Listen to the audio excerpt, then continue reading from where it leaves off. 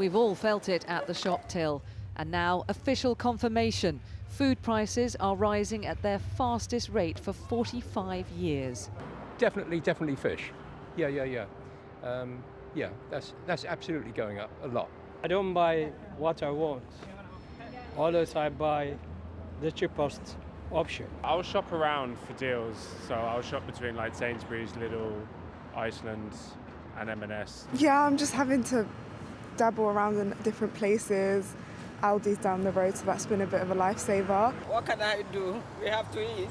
It's the rising price of staples that is really biting. So if you take the basic ingredients of my cheese and tomato sandwich as an example, the cost of bread and the cost of vegetables are both up almost 20% compared to a year ago, and the price of dairy products is up almost 30%. The Chancellor insists his strategy will cut inflation despite today's disappointing figures.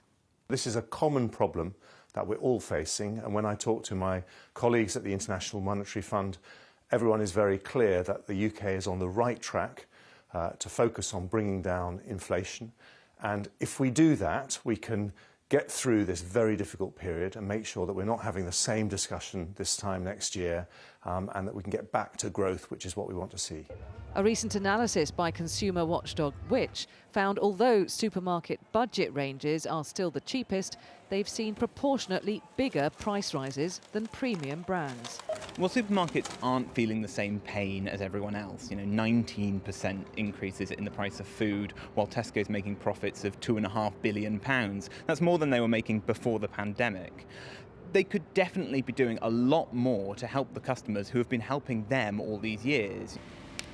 And of course, food inflation continues to punish businesses as well. Andy runs a firm which delivers high-quality meal kits for customers to heat up at home. Yeah, so for example, the asparagus comes from a small farm in Norfolk. Because they're a small farm, they're getting pinched just like everyone else. Butter is one of the most ridiculous increases. It's doubled. Probably every other week, I get at least one email from one of the suppliers, whether it's packaging or food or produce, putting the price up. Not always by a lot, but it's enough to make you really think about it. So are you worried about your future?